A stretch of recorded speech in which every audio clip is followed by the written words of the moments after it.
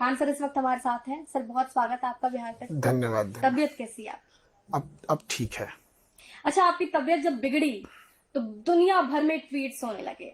लोग कहने लगे कि खान सर जल्दी ठीक हो जाइए। ये प्यार आपने देखा होगा सोशल मीडिया पर, क्या महसूस होता है? तो सबसे पहले तो सब लोग को धन्यवाद देते हैं कि आज के इस व्यापार के दौर में भी एक शिक्षक से लोगों का इतना लगाव है। और हमें भी मतलब कभी हमें भी भावुक कर दिया ये चीज़ कि लोग आज भी इतना मतलब हमें भी अंदाजा नहीं था कि लोग इतना चिंता करते हैं। और मेरी तबीयत एक्चुअली पिछले 1.5 महीने से खराब थी, बट बहुत सारे एग्जाम पास में थे यहाँ पर। इस वजह से हम सोचे कि पहले बीपीएससी का पेपर खत्म हो जाए तो हम अच्छे से ट्रीटमेंट करा लेंगे। बट इसी बीच कई सारी चीज़ें गलतियां पे गलतियां आयोग से होने लगी। न्यूज़पेपर में कुछ आता था, नोटिफिकेशन में कुछ रहता था, सचिव का अलग कहना, अध्यक्ष का अलग कहना, बहुत कॉम्प्लिकेशंस थे। और ऐसे करते करते करते अब हम लोग को लगा कि अब प्रोटेस्ट नहीं करेंगे तो बच्चे हार जाएंगे। तो मेरी तबीयत ठीक नहीं थी और 11 बजे तक मेरे ख्याल से पुलिस ने बच्चों को मार के तितर बितर करके हटा दिया था। यहाँ बच्चे दूर से आए हैं, उनको कोई देखने वाला नहीं है। तो हमें लगा कि अब नहीं आएंगे तो शायद जिंदगी भर के लिए बीपीएससी इन बच्चों के ऊपर नॉर्मलाइजेशन थोप देगा। तो हम यहाँ से निकल दिए और सुबह क्लास ही लिए थे तो कुछ खाए पिए नहीं थे लोग, और ना ही बच्चे लोग भी कुछ नहीं खाए पिए थे। वो तो ऐसे ही देके चल दिए। और इतना दूर है यहाँ से गर्दनी बाग 12-13 किलोमीटर है। वहाँ ना पानी पीने का जगह, ना बैठने का, ना ना किसी लड़का लड़की किसी के लिए ना कोई वॉशरूम की व्यवस्था। बड़ा अजीब अस्त व्यस्त है। और रास्ते में तबीयत बिगड़ने लगी और वोमिटिंग मेरा बहुत ज़्यादा होने लगा था। उसके बाद से फिर बीपी फ्लक्चुएट करने लगा। तो अब हमें लगा कि भाई बीपी थोड़ा सा ज़्यादा ही हो गया, 120 की जगह 170 चला गया था। तो फिर एडमिट होना पड़ा था। सर मुझे लगता है बहुत कम लोग जानते होंगे कि खान सर की माता जी भी बीमार थी इस दौरान। नॉर्मलाइजेशन का जो मामला आया, आपकी माता बीमार है, हॉस्पिटलाइज थी, और तभी आपको नहीं लगा कि अभी यहाँ पर जाना चाहिए या फिर छात्रों के समर्थन में सड़क पे उतरना चाहिए? वो पूरा सिचुएशन समझाइएगा। क्योंकि एक बेटे के तौर पर जब माता बीमार होती है तो हम ये चाहते हैं कि हम उनकी सेवा करें। ऐसे में दो तरह की सेवाएं आपके पास, माता जी की सेवा करनी है और छात्रों के साथ भी सड़क पे समर्थन देना है। कैसे मैनेज किया खान सर ने? देखिए, इंसान को तो अपना कर्तव्य नहीं भूलना चाहिए। एक विद्यार्थियों के लिए, एक शिक्षक के नाते विद्यार्थी भी मेरी जिम्मेदारी है, एक बेटे के नाते माता भी मेरी जिम्मेदारी है। तो बीच में जैसे 4 तारीख को 6 तारीख को यहाँ प्रोटेस्ट था, तो हम जस्ट उसके एक दिन पहले फ्लाइट लेके यहाँ आ गए थे और सोचे थे सब कुछ ठीक ठाक हो जाएगा तो वहाँ चले जाएंगे मम्मी को देखने के लिए। तो बड़ा असमंजस में था। और उससे जस्ट 1-2 दिन पहले बिहार पुलिस में एनसीएल का एक प्रोटेस्ट था और वो बच्चों ने उस प्रोटेस्ट को बहुत अच्छे से समझाया और 3 दिन उन्हें प्रोटेस्ट करना पड़ा। तो गवर्नमेंट आयोग जाके मानी कि हम पुराना सर्टिफिकेट नहीं करेंट ईयर का मान लेंगे, वरना उनसे 2022-23 का मांगा जा रहा था और ये 2024 है। इसमें भी गवर्नमेंट को इंटरफेयर करना पड़ा। आयोग इतना हठधर्मी है। तो फिर उस समय भी हम दिल्ली से ही आए थे। तो फिर जब वो मान लिया गया तो भी वहाँ गए 1 दिन रुके कि फिर आना पड़ गया यहाँ पर।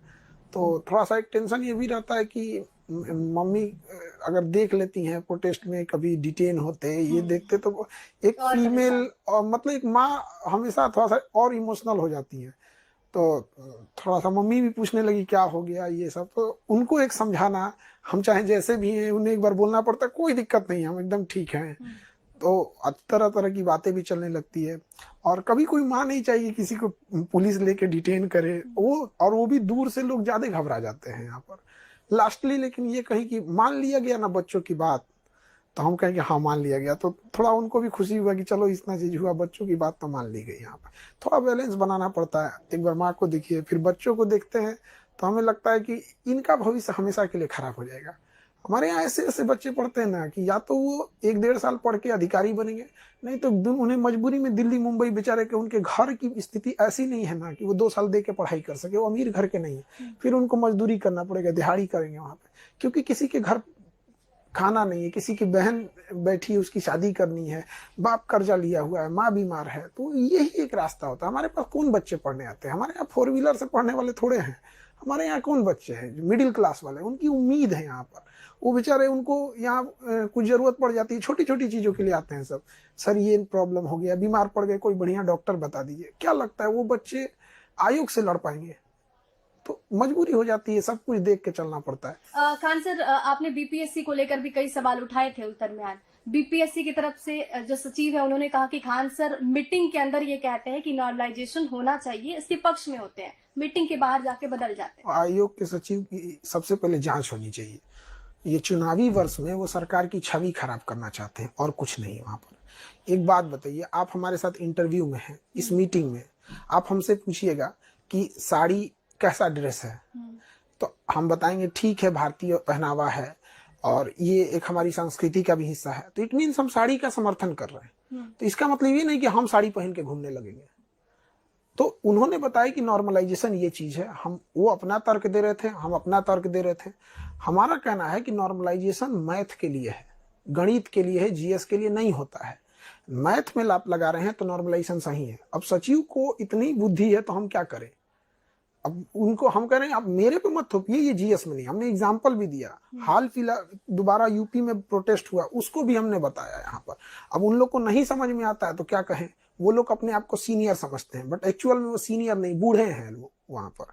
तब इसका कोई जवाब नहीं हो तो सकता है। दिक्कत कहाँ है? अध्यक्ष से है, सचिव से है? किस स्तर पे बीपीएससी ज्यादा हमें तो जैसे अध्यक्ष सर को आधी बातें पता होती है, और ये हर जगह होता है। किसी भी डिपार्टमेंट में जो सबसे सीनियर होते हैं वो नीचे सबऑर्डिनेट से क्वेश्चन पूछते हैं। अब जैसे यूपी कहीं के डीजीपी ले लीजिए, किसी भी स्टेट के, अब वो ग्राउंड रियलिटी उनको नहीं होती, उनके पास फिल्टर डाटा आता है, ऑन द स्पॉट वो होते नहीं है। तो वैसे ही आयोग में अध्यक्ष सर को कुछ बातें बताई जाती हैं और उनको घुमा फिरा के बताया जाता है, और ये सचिव लेवल की चीजें हैं, इनकी तो जांच हो। और दूसरा क्या है कि ये लोग सीएम साहब को भी कन्विंस करने की पूरी कोशिश की है, तो वो तो डांटे, इन लोग को तो समझ में आया यहाँ पर, कह रहे थे ये नहीं ठीक है, ऐसे है वैसे है। अब सीएम सर इन लोग का क्लास लगाना चाहिए। और एक तो हम तो सीएम सर से भी रिक्वेस्ट करते हैं कि चुनावी वर्ष में आपकी छवि खराब करने का प्रयास है। एक और तो वो वैकेंसी इतनी निकाल रहे हैं कि हर जगह से मतलब एक रोल मॉडल बनते जा रहा है वैकेंसी देने के मामले में। जहां अन्य राज्यों में देखेंगे तो वैकेंसियां घट रही है, वहां यहाँ बढ़ रही है, और वहां ये ऐसा नौटंकी कर रहा है। आयोग को ना कोई तैयारी है एग्जाम लेने की, ना कोई कुछ है। और डिक्टेटरशिप मैं नहीं मानता हूँ। अरे आप नहीं मानते हैं, आप सुप्रीम कोर्ट हैं कि आप नहीं मानते हैं तो हम चुप हो जाएंगे, नहीं मानते हैं तो मनवा देंगे हम लोग।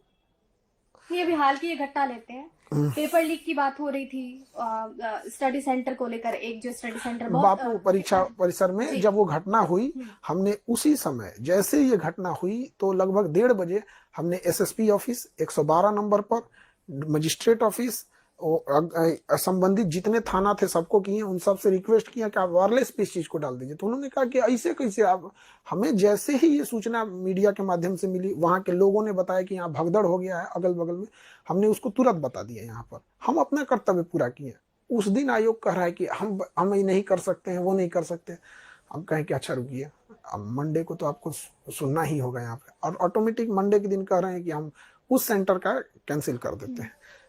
सवाल ये आता है कि जब सोने को जंग लग जाए तो लोहे से क्या उम्मीद रखेंगे? जब एशिया का सबसे अच्छा परीक्षा सेंटर बापू परीक्षा परिसर, जब वहां इस तरह का मछली बाजार बना दिया जाएगा, तो जो दूर सेंटर होंगे, रिमोट एरियाज में होंगे, वहां क्या हाल हो गया? बहुत जगह ऐसे बच्चे बता रहे हैं कि आधे घंटे बाद, मतलब पेपर शुरू होने के बाद कुछ बच्चे आए थे। कुछ बच्चे का ऐसा आरोप है कि उनके बगल का कोई था, उसको कोई आके उसको बता रहा था। कहीं कहीं लाइट फ्लक्चुएट हो जा रही थी। बच्चों का कहीं का कहना है कि जैमर नहीं काम कर रहा है। बात यहाँ हमारे जीतने या बच्चों के जीतने की नहीं है। जीतना यहाँ है तो बीपीएससी को अपना भरोसा जीतना होगा, क्योंकि फिर उस पर लोग सवाल उठाने लगेंगे। तो बीपीएससी को भी ये समझना पड़ेगा कि उसका एक निर्णय एक लेसन स्थापित करेगा। यूपीएससी पे हम लोग को भरोसा ज्यादा रहता है। क्यों? ऐसा नहीं है कि उन्होंने कोई अवतार लिया है, उन्होंने स्ट्रिक्टली फॉलो किया। वैसे इससे भी उम्मीद है कि आप ऐसा कीजिए ताकि रोल मॉडल बन सके। एकदम मतलब मैट्रिक की जो परीक्षा होती है ना, उसमें ज्यादा सिक्योरिटी रहती है जितना ये बापू परीक्षा परिसर में हुआ था उससे।